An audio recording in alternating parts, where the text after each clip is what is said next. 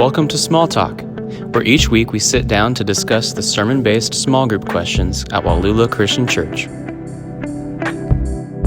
Hello and welcome back to Wallula's weekly podcast, Small Talk. My name is Zach Boland, student pastor here at Wallula Christian Church, joined by Craig Archer, worship pastor, and Lance Kaufman, lead pastor. We are continuing on in our series, Last Chance Church, and we are looking at 2 Corinthians 4, 7 through 18, last chance to be encouraged. And before we jump into that, we're going to start off with our fun question. It says, what is the biggest way that you've changed since you were a child? And in what way are you still the same? So we have a two-parter. From the time you were a kid till now, what's the biggest change? And what's not that surprising? What seems still the same? Craig. Am I first? Yeah. Aren't you always? I didn't know if you were going to mix it up. Oh. Guess not. Yeah, biggest no. change, I have a beard now. Oh. I was wondering if you guys were going to go physical and just be like, I look different. I'm bigger. Yeah, if that's the case, just I got taller. Yeah. Have a beard now. Mm-hmm. Didn't have one when I was a kid. I believe so. I don't think many do. I thought there would have been more introspective here. I just want to clear that up in case someone was wondering.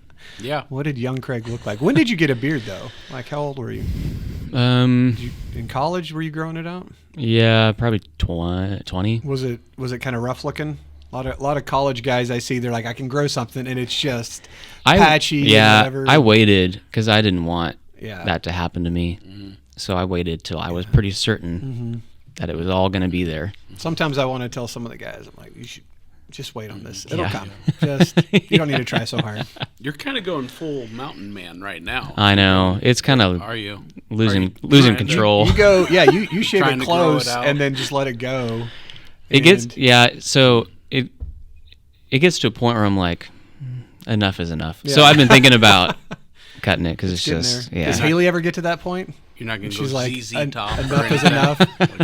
I don't know how people. Some guys really have. Man, bushy beards. Yeah, that's a thing. Because even like right now, if I will have like Sunday, I had a collared shirt on, and it's like hitting it. I'm like, it's too long. Yeah. I can't do this. So I can't imagine the ZZ Top look. Right. When you actually have to start like styling it or like getting a blow dryer to keep it. Not doing that. Who do a lot of things. I had the best man in my wedding. His name is Josh, and he does corporate HR, and he's pretty straight-laced. But then during COVID, he just started working from home and didn't cut anything. I mean, his hair was like parted down the middle, and his beard was just a wild mess. And he just didn't. I mean, for a couple of years, he's like, I'll just let it go. Mm-hmm. And it was a shock to see where he was at. And I think now he's trimmed it, but it's still, he's keeping the more rugged look. But yeah, no one seemed to care. And so he just kept going for it. Yeah. I went to a high school basketball game this last weekend, and one of the referees, my guy had we started calling him Kenny Rogers because he had a gray beard, Kenny Rogers style, and he had a mullet. Okay. Long hair in back, and wow. And some folks I was with said, Lance, you could do that. I'm like, yeah, I could. Yeah, I might. I'm thinking about it. Yeah. I'm thinking about growing the hair out, let it go. I've seen some guy, like once the kids leave, they start letting it go more. Just trying a new look. Yeah. So that's something that's pretty much the life. Same as the hairstyle. Okay. Not really, just kind of parted the hair. Kept it going. Mom did. Yeah. Laid it down, and then that's been the same. Is that a surprise new answer? Or is that's the same. That's what's the same. Yeah. But was that what you were going to say before you came upstairs? I'm just thinking about it. Okay. Yeah. He was waiting for our answers. Yeah. He's spark like, something. We'll stick with hair. Yeah. We want to know if you had hair. Oh, I did. Yeah. I tell people I look the opposite of what I look now. Right. Full head of hair, no glasses, no facial hair, no beard. Yeah. Mm-hmm. Yeah. I showed a picture. I was telling a story from when I was in college on camp teams, and I showed a picture of this was us on camp teams. We were doing whatever, and I mean Avery Kite audibly was like, "Wait, where are you?" And I pointed to me, like on this TV, and she goes, "Wait, that's you?" Right. And like I had to pause the lesson, so that she could get out her disbelief of how I looked, right. And I was like, I'm starting to get offended, but yeah. No. Not really. Just look different. I thought, I didn't know I looked that different. But, well, are we just doing the first part? Because you guys have only answered how you... I did the second part. Did you? What were the same? Choose your own adventure.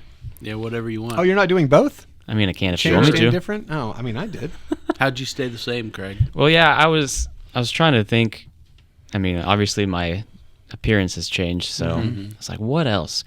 And I remember as a kid, people would tell me that I'm quiet. I was shy as a kid. Right. Yeah. And I thought that's just like the precursor of an introvert, I guess. Yeah. So maybe so. I don't know. I'm more introverted in nature. So I don't know. There's something there that's stayed the same in one way or another. Yep. When did you launch your music career? When did you start playing drums? Was that like grade school band? That was 6th grade. 6th grade? Yeah. When you got your drum set? Yeah. So that's kind of stayed the same. Depends on what you classify as childhood, I suppose. But that's pretty close. That's true. You're a kid. Yeah, for sure. 6th grade. Musically inclined. What's the biggest way you've changed? Or do you need more? Do you need us to talk more? Yeah, you better. I can come up with some stuff here for me. Yeah, the biggest way I've changed. Oh man. I don't know. Hopefully, I'm a little more mature. You know, I bet so. Hopefully, that's true. I'm still kind of a smart aleck. I mean that's true, but I was a pretty big smart aleck. So. Maybe that's a little bit. You just keep it inside. You still think it, but yeah. Probably. You have the wisdom to... And sometimes I don't. You know, sometimes I'm still not smart enough to be quiet. Yeah. So, but that's probably true. And I was pretty, cynical in high school and kind of more sharp-tongued, sarcastic, you know. Yeah. Certainly mellowed in that regard, I think, some. Well, that's good. Yeah. So the way I've changed the most, like if you were to know me as a kid, I was shy also. And I was just I'm nervous about a lot of stuff. And I don't think about it until I tell my kids like, oh, I would have, it made me nervous to do whatever. And they'd say, why? Why would that make you nervous? Like if to answer a question or whatever. I think part of it was we moved a lot. So I was just new. I was always a new kid, and I didn't have the comfort of, oh, these are the friends I grew up with, and so so any friends I made, it was still kind of new, and then we'd move again. So every few years I moved growing up until like 8th grade, and I thought I was a shy kid, and it wasn't until late high school, college when I finally just got more comfortable with myself, and I'm like, oh, I actually like talking and being around people and stuff, and now I'm. Like I mentioned it last week, just being extroverted. Yeah. But no, as a kid, I was painfully shy. And I'd say the way I'm the same is I laugh easily and I get tickled by things very, very easily. Like any type of humor, silly humor, witty humor, a good story, some of my memories from growing up is someone telling a funny story or a funny joke or whatever. And so I always lean toward that. I don't know why. And so I connect with people when they're, you know, sharing something funny. And so that's always, whether extroverted, introverted, shy, whatever, that's always been something that I think, like joke books. I'd read those growing up and I would write them down. I remember doing that. I remember in middle school. Like you'd read it and be like, I got to go tell someone. Oh, that's good. Oh, yeah. Yeah. In my notebook in middle school and high school, I would have like riddles or jokes or whatever. I'd be like, okay, get this. And I would tell people. I remember in middle school, I bought David Letterman's top 10 list. Every week, every night he'd have top 10. And I volumes 1 and 2. I had one of those. Yeah. And my grandma got it for me. I would dog ear the ones that I thought were really funny. Yeah. And just for me. I wasn't like taking it around to people. But just liking things that are funny. And anyway, so still to this day, I think that's the same for me. But anyway. All right. Yeah. That's good. All right. Sense of humor. There you go. Mm-hmm. Let me think. I feel like somebody should say something funny. I know. Well, I'm holding back because I'm like, but I'll tell you. So my senior year, we had to give in my computer multimedia class, we had to do a presentation about anything we wanted. So literally anything in the world. Yeah. Could have been whatever.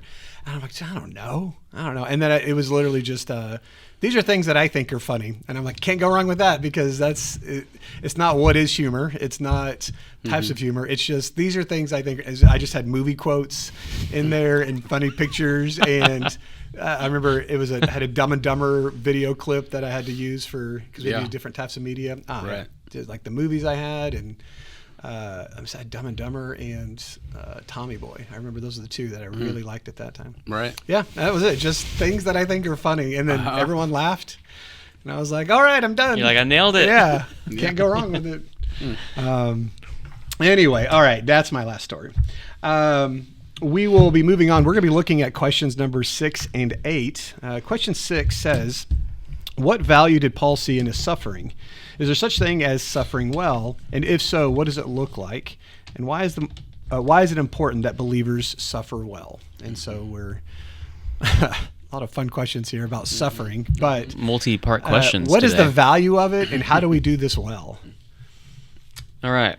So the first part, thinking about what value did Paul see in it, and I read through the passage a couple times again today, and we'll talk about it towards the end. Like there's just a lot of contrast going on towards the end. But I was thinking about, I was kind of recounting some of Paul's suffering and trying to place myself in like he's writing these things and like what has he experienced. And I was thinking about suffering showing Paul's limits, and as it shows, and it does the same for us, shows our limits as humans. And as that happens, we see God's power increase on the other side of that. I think I've told Haley this before, like with riding my bike and like going like long distances and stuff. Like part of that is just like, it's like a test of like, what can my body handle? How far can I go?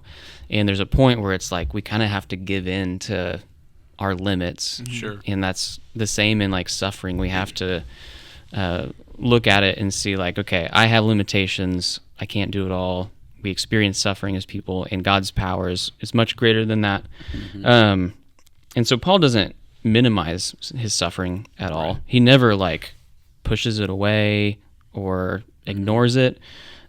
He obviously brings it up quite a bit, and it's almost like, I think people like to do that.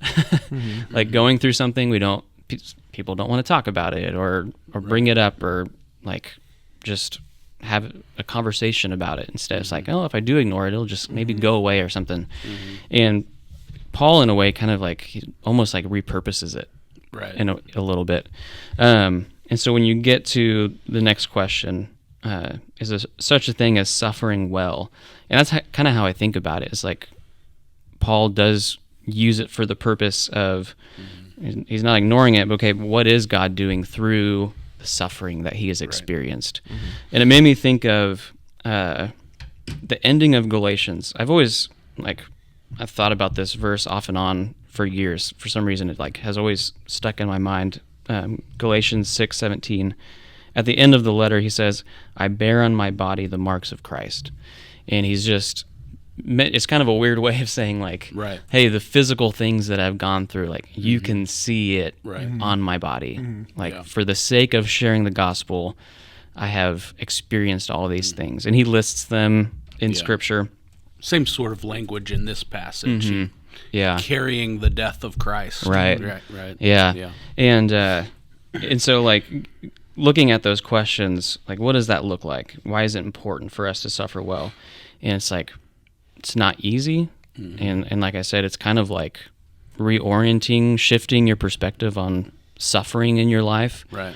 But looking at it and saying like, okay, what does it look like to let Christ shine through my suffering? What's he going to do with this?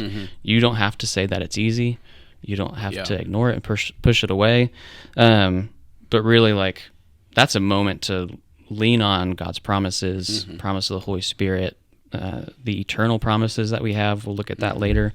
But yeah, just kind of that shift in perspective and recognizing like, God's with me. His purposes are greater.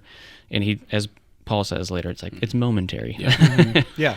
That's a great point, because sometimes I think, especially in our culture, in the United States, and maybe especially in the United States, I was going to say, I think this is probably true as well, but sometimes especially with men, we think suffering well means not saying anything about it, not holding it in, bearing all that weight ourselves. And really, Paul, he saw the value in suffering because you can share that, not the suffering, but you can share the journey with others and how God is sustaining you through that journey. And so that's a comfort for others. And so I think it was C.S. Lewis, right, that said pain is God's megaphone, something like that. That's a rough paraphrase. With weakness leaving the body. Yeah.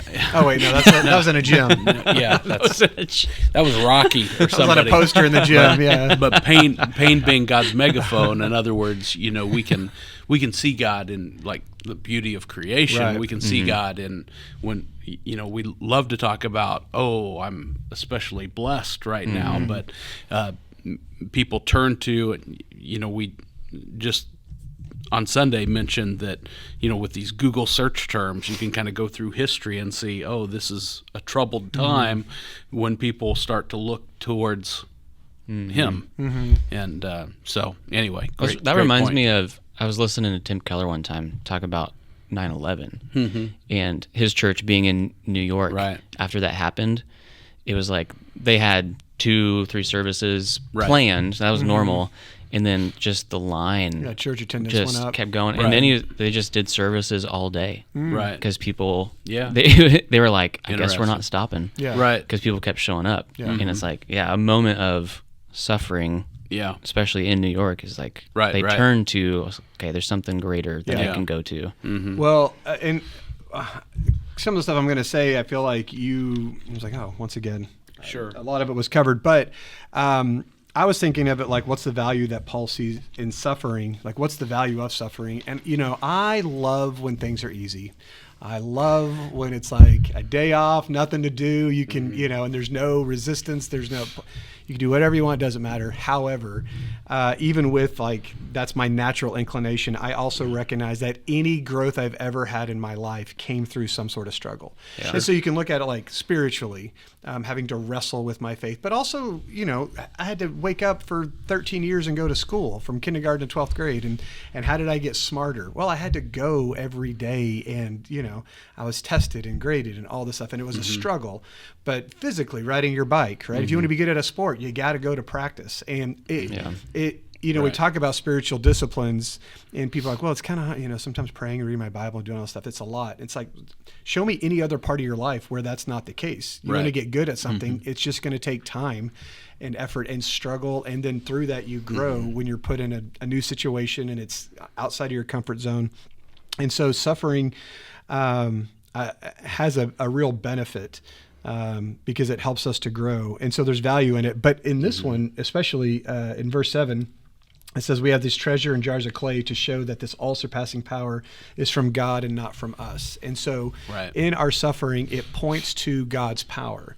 And so whereas with, your bike riding, it's your power. You're the one who's put it in. But he goes on to say, we're hard pressed and perplexed and persecuted and struck down. So these are all the real things, the suffering is going on. But he flips it around and says, but we're not crushed or in despair or abandoned or destroyed. And so the focus, the suffering can be good in that it reveals God's power. Like he shows up to help us through those times. And so, what does it look like? You mentioned it also there's sort of an honesty with what Paul's saying here. That, like you said, he's not saying, "Oh, we're fine." And I think there's actually two ways that people can go with suffering, and one is we minimize it, and we're like, "It's fine, I'll be okay." But the other one is we elevate it, and we make it our identity, or make it even. It becomes too much of our story, and I'll never get past this, and this is just it's victimhood. Yes, yeah. And so we can go one of two ways with it. Both are bad, but I think Paul shows a healthy, like what does it look like to suffer well? Is that he's very honest with it. He's not shying away from it, but he's keeping his dependence on God. He's pointing to him in all of this. This all-surpassing power that helps him to get through it is from God. And so why is it important that we suffer well, that we don't push it away and ignore it, or even lean into it or talk about it too much? I don't know what that balance is, but I think when we go through suffering and have the mentality of, God is with me, this is not overwhelming. Like we'll be okay because God is with us. He can give us the strength and the wisdom and the guidance and all of that. Suffering seems to show, like when we go through something difficult and God is with us, man, people listen to you more. Like our example is heightened because we're not just going to church because it's comfortable and what everyone does, but like, oh, you really believe this. Like you went through a really hard time. And it shows that Christianity is not built on comfort. It's not built on our control of I'll only go or only do when it's easy for me. But it's built on God's sustaining power, that when we go through hard times, just like everyone else, how is it that we can endure?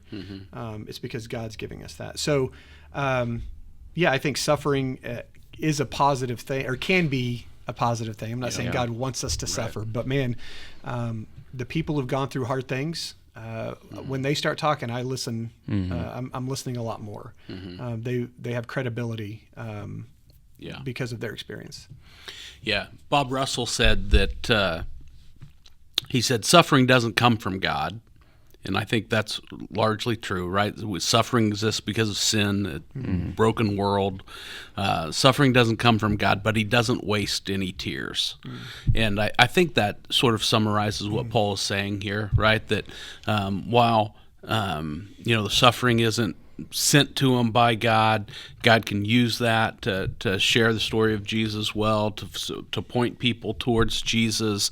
It's his view. I think if you go back to the first chapter of 2 Corinthians, just at the very beginning there, verse 3 says, "Blessed be the God and Father of our Lord Jesus Christ, the Father of mercies and the God of all comfort, who comforts us in our affliction, so that we may be able to comfort those who are in any affliction with the comfort which comes with the comfort with which we ourselves are comforted by God."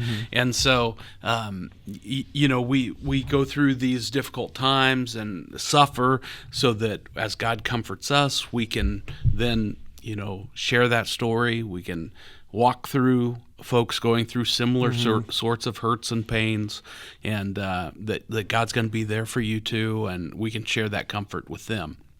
And so I think that's basically sort of, and you guys have spoken to that as well, that's Paul's view of suffering, right? And is it possible to suffer well?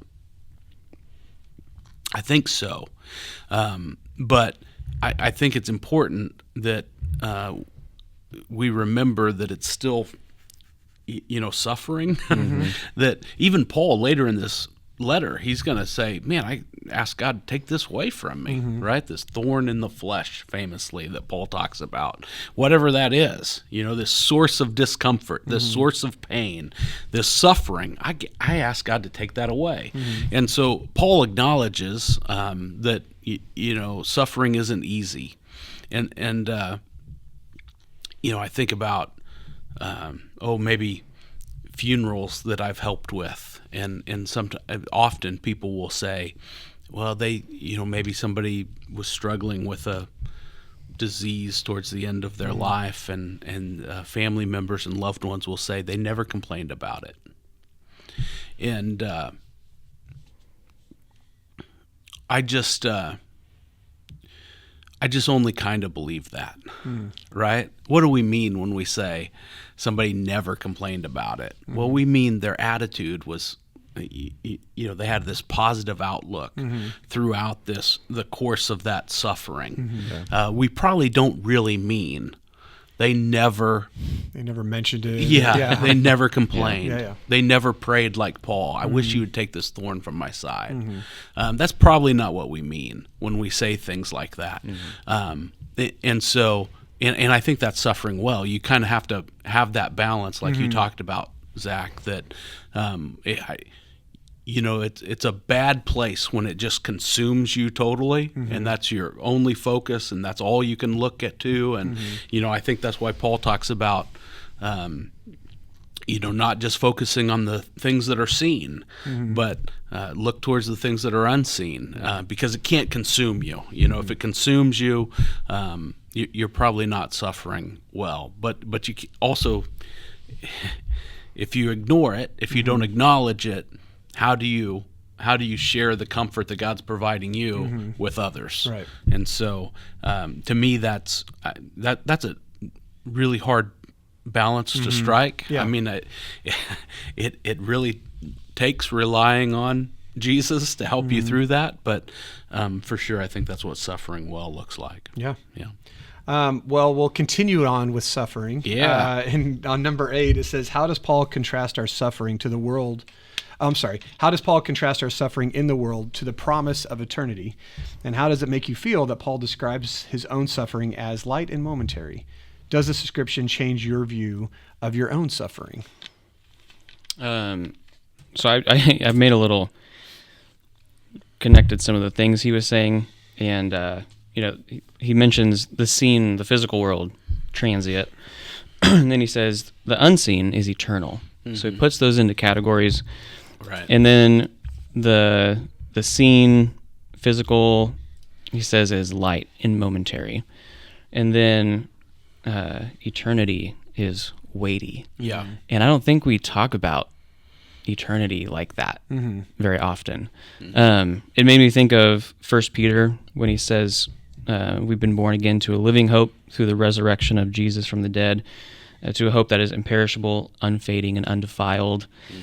Those words and how he describes that helps me to see the contrast of like nothing in this world can be described in those three ways. And I was just thinking about this as we were talking on the previous question, but he talks about in verse 16, so we do not lose heart. Though our outer self is wasting away, our inner self is being renewed day by day. And then he goes on to talk about these light, momentary afflictions. And in this question of how does it make you feel when Paul describes them as light and momentary? And it's kind of like, we've been talking about this balance. There's a balance in that, because I'm like, it's comforting that he can look at his life and see those things as light and momentary, because, man, I want to be able to do that. So then I think about, it's like, oh, that's awesome. And then I get a little unsettled because, that's a big, like, the things that he went through. And he's like, it's kind of like this, it's going to be fine. This is okay. Because he has his mind on eternity. It reminds me of, like, going back to this first question, how have we changed as adults, thinking back on our childhood? Yeah. And right now, my son being 4, I was having a conversation with him the other day about, like, just the things that a 4-year-old gets concerned about. And it's like, honestly, like, wow, whoa, you care about this so much. Where people sit at the dinner table is a really big deal to my kids. Yeah. They feel like they have a spot. Sure. Like, no one assigned that. And those are church kids. I think they have a chair. Yeah. So one of the girls was sitting in his spot, and he was just like distraught. Like, they're in my spot. Yeah. Right. And I was like, and I said to him, I was like, Avit, this isn't a huge deal. And he said, it's a huge deal to me. And yeah, Dad. And so, like, this moment of suffering for my 4-year-old son.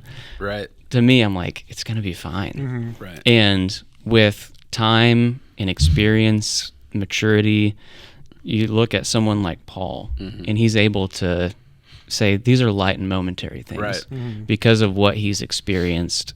Yeah. And at the same time, like through all this suffering, seeing the work that God did through him in the church, and it's like, this is worth it. Yeah. And it's going to be fine.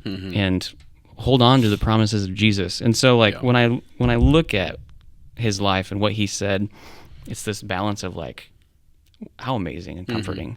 Also, whoa, holy cow. And yeah, so does this description change your view of suffering? And I kind of latched onto that part where he says day by day. Yeah. And it's that process of sanctification, growing in Christ. And I think sometimes when we look at an example of someone like that, or like you just said, when we are listening to someone that has experienced suffering, and we're like, man, I want to be like that. And then we just want to be able to flip that switch, turn that on, and it's just like It's how you be like that. Yeah, You gotta it's go a through day it. by day walking Right. through it. It's a process, and so I think that's kind of the change of view or the shift we have to make is, man, it's a long process to go through, Yeah. and so we have to approach it that way. Yeah. Yeah. And then also thinking about like what Paul has gone through, the extent of the abuse and the Right. stoning and all that other stuff. And so it makes, if you were to look at our lives and be like, well, this is what I'm going through. And he's like, oh, is that hard? Right. But like, it's kind of like you with David. It's like, it's just a seat. And then, but my problems are, here's what a level 10 for me is. But then if someone who's suffered more, they look at your problems and be like, yeah, that's actually not a Right. 10. And so it's this thing where we don't, it's not a good thing. Like I wish I suffered more, but if you do suffer more, it does give you a better perspective of how bad, like, or how good your situation is, even if you're struggling. And I think God can still use even really bad people who've been in prison for their faith, right? And they come out and no one wants to go through that. However, Right. You find out, man, so many stories of people who've suffered have been like, man, I was closer to God than I ever was during that time. And they don't want to go back to it and they don't wish it on other people, but there's a strengthening that happens when we go through difficult times. I think, how does Paul contrast the suffering to the world and the promise of eternity? And the verse that kind of got me was actually the one before it in verse 16. It says, we don't lose heart. Though outwardly we are wasting away, yet inwardly we are being renewed day by day. And I think, with the outwardly we're wasting away, that's kind of what the world would see. Like, here's the problems we have in what's going on outwardly. And I was kind of reminded of two different examples. One is like a young person versus an old person and their perspective on life and pain and suffering and everything else. And, life, you're physically good, you're not wasting away, things are great, but inwardly, stereotypically, more insecure, more uncertain, more whatever. And so someone who's older, stereotypically on average, would have a lot of ailment, have a lot of reasons to be, Right. Things are not great for me right now, but you find a wisdom and a peace and a perspective that they have that the younger person doesn't. Like inwardly, Right. they are being renewed. And then also just comparing another example I thought of was just people who have suffered and people who have not. People who have, we've already said this multiple times, but people who've struggled and remained faithful have this strength and certainty. Like I'm confident in the next time because I've already proven to myself and I've relied on God and He's been through me. Whereas those who've never struggled, you kind of have this uncertainty of like, I hope I will stay faithful. I hope, I think I will. And but until you live it out, you don't really know. And so it provides sort of a strengthening of my own faith for anyone who's gone through something that, that I can do this and that Jesus will be with me. And in any case, how does it change your view of your own suffering? And I think back to, with new parents, something that I find myself saying a lot is that it's just a season. So I think like when I was parent of Graham and Sayla when they were younger, I remember thinking, man, this diaper thing is never going to end. And then one day it does. And I remember thinking, man, it feels like they're never going to sleep through the night. And then they do. And you're like, oh, it's almost just like a memory. And then the longer I go through this, the more of the saying of this is just a phase. And then it's going to change, and it'll never, you'll be done with it. And you'll look back being like, man, that was crazy at the time. It was hard at the time. But then you move on from it. And so this idea of the older I get right now, when Paul's talking about set our eyes on what is unseen, and since what is seen is temporary and what is unseen is eternal, having this eternal mindset, now that I'm in my 40s, I don't think I'm close to the end. I don't know where my days are going to go, but I still feel like I have time. However, having this more eternal perspective, whereas when I was in my 20s, it was just, everything was about here and now. And if I wasn't successful and all this other stuff, that's what mattered. But I feel like the way Paul's looking at suffering is helping me see things like from the perspective of eternity. Whatever I happen to be going through right now is just temporary. Right. It's just a phase. Yeah. And really, anytime I've gone through something hard in my life, even if it was at a level 10, it's past. Like it was just a phase. And then I also know there's probably gonna be something else in the future. But each one of those is just a phase. And honestly, no matter how long that it happens, I will still have eternity on the other side of it. And so, at this stage of my life, verses that I think about from the Bible of this world is not my home. So if suffering happens, of course it's going to be difficult. This is not all there is. My life is but a mist. In Revelation, it talks about a new heaven and a new earth. It gives me this heavenly perspective, this eternal perspective of man, this is just a phase for right now. Right. So I think kind of going back to the last question, just how does it change my own view of suffering? I can be honest about hard things that are going on, be honest with other people, while at the same time, I know that God is bigger than the problem I'm going through. And I could still be strengthened through it, and God can still use what I'm going through.